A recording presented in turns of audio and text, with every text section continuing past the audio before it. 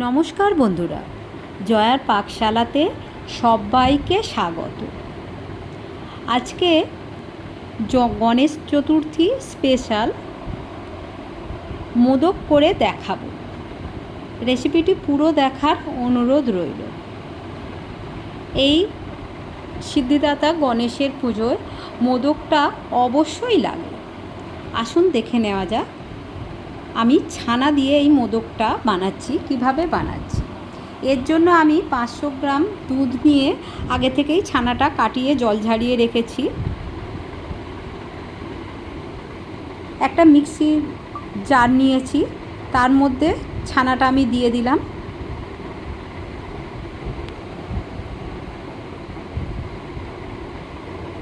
আমি আগে থেকে চিনি মিক্সিতে ভালো করে পেস্ট করে রেখেছি, মানে গুঁড়ো করে রেখেছি।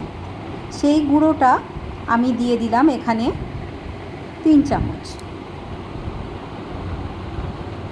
আপনারা যেমন মিষ্টি চান সেই অনুপাতে দেবেন। এটা আমি ভালো করে পেস্ট করে নিয়েছি, দেখুন এই রকম হবে।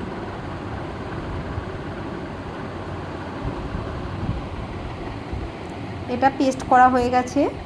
আমি একটা কড়াই বসিয়ে নিয়েছি, তার মধ্যে 1/2 চামচ ঘি দিয়ে দিলাম।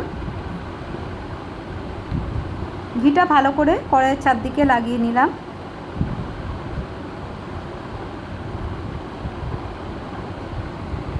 এবারে আমি ওই যে মিশ্রণটা করে রেখেছি ছানা আর চিনির, সেইটা এর মধ্যে ভালো করে দিয়ে দিতে হবে।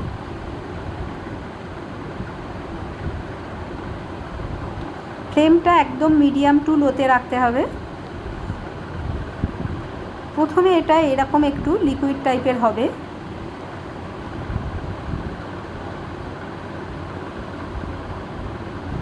এইভাবে বেশ কিছুক্ষণ এইভাবে এটা পাক দিয়ে নিতে হবে।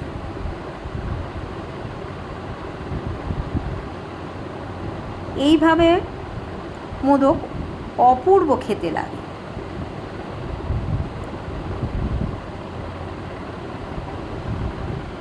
আপনাদের দেখানোর জন্য আমি অল্প করে এখানে বানাচ্ছি, পরে আমি বেশি বানিয়ে নেব।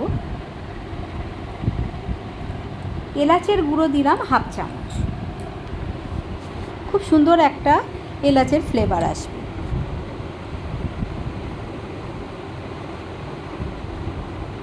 এইভাবে যতক্ষণ না কড়াই থেকে একদম উঠে আসছে ততক্ষণ এইভাবে কন্টিনিউ পাক দিয়ে যেতে হবে, এইভাবে নাড়াচাড়া করতে হবে। এইভাবে আমি 2-3 মিনিট এইভাবেই এটা পাকটা দিয়েছি। প্রায় কড়াই থেকে ছেড়ে ছেড়ে আসছে।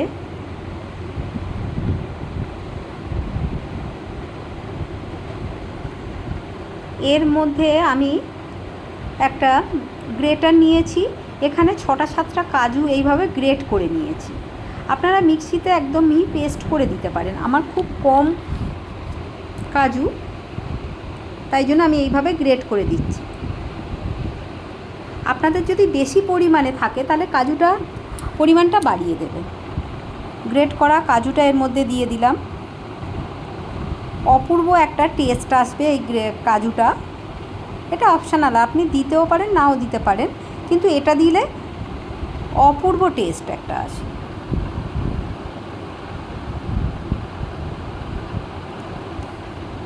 দিয়ে এইভাবে আমি 1/2 মিনিট একটু নাড়াচাড়া করে আমি ফ্লেমটা অফ করে দিয়েছি।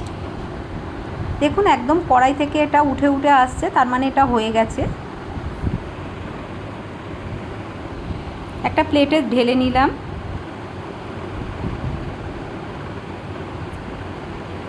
এখন খুব গরম, একটু ঠান্ডা হতে দেব।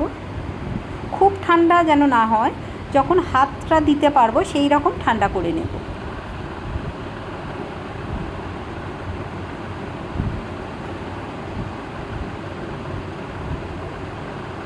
এটা এখন হালকা গরম আছে। হাত দিয়ে এইভাবে প্রেস করে, যেমন মিষ্টির দোকানে মিষ্টি করার সময় এইভাবে একটু মুথে নেয়, এইভাবে একটু করে প্রেস করে এটা খুব সুন্দর একটা স্মুথ পেস্ট, মানে ডোটা বানিয়ে নেব। পেস্ট না, ডো। এইভাবে 2-3 মিনিট আমি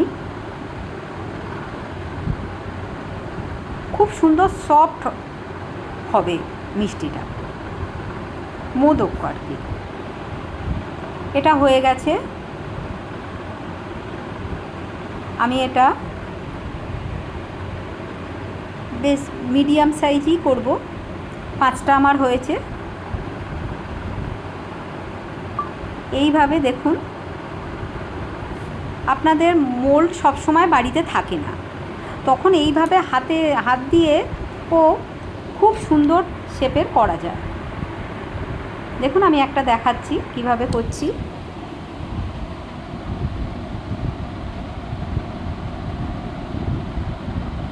এইভাবে প্রথমে করে নিলাম। একটা ছুরি নিতে হবে, বা আপনারা চামচও নিতে পারেন। চামচের যে পিছনের অংশটা সেটা দিয়ে এইভাবে মোদকের যে একটা করে দাগ থাকে বা শিরা থাকে, এইভাবে করে নিতে হবে।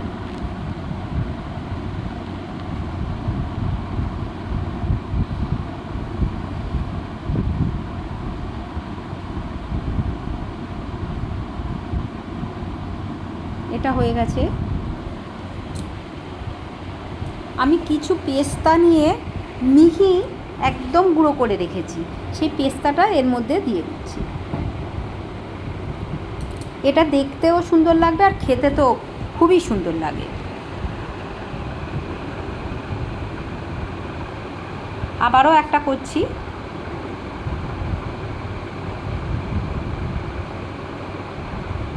দেখুন, প্রথমে এইভাবে করে নিয়ে তারপরে আমি ছুরিটার পিছন দিয়ে এইভাবে একটা করে শিরা দিয়ে দেব।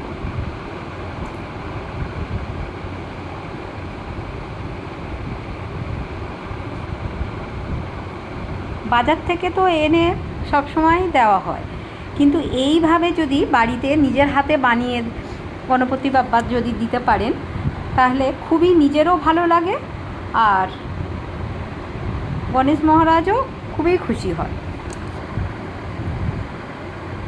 আমি পেস্তাগুলো এইভাবে লাগিয়ে দিচ্ছি।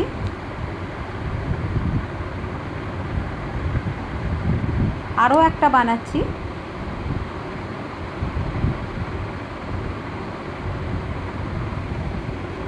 খুবই ইজি, জাস্ট এইভাবে নিয়ে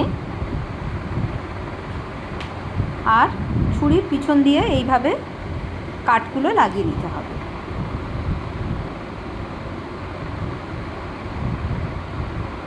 একবার হলেও বাড়িতে এইভাবে বানিয়ে দেখুন, অপূর্ব খেতে লাগে। একবার যদি বাড়িতে বানিয়ে ছোট বড় সবার দেন, আপনাকে দেখবেন বারবারই এটার জন্য করার জন্য বারবারই অনুরোধ করবেন।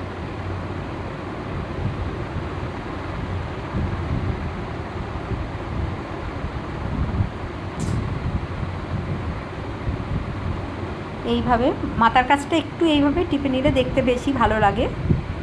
আমার সবগুলো হয়ে গেছে। আমি কেশর নিয়েছি, এটাও অপশনাল, দেখতে ভালো লাগে।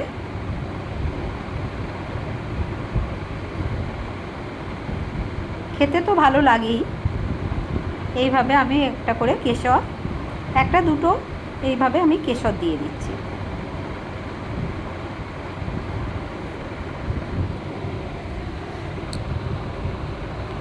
রেসিপিটি ভালো লাগলে লাইক, শেয়ার, কমেন্ট এবং সাবস্ক্রাইব করতে ভুলবেন না। পাশে থাকা বেল আইকনটি প্রেস করে দেবেন। আমার নেক্সট ভিডিওর নোটিফিকেশান সবার আগে আপনার কাছে পৌঁছে যাবে। আমি একটা ভেঙে দেখালাম। দেখুন, আমি 2 ঘন্টা ফ্রিজে রাখার পরে কিন্তু এটা ভেঙেছি। এটা এখনও খুবই সফট, কত সুন্দর দেখতে লাগছে। মনেই হচ্ছে না যে এটা একটা মোল্ড ছাড়া করা হয়েছে। এটা আমি প্লেটে সাজিয়ে নিয়েছি। কেমন লাগলো অবশ্যই কমেন্ট বক্সে জানাবেন। আপনাদের কমেন্টের অপেক্ষা।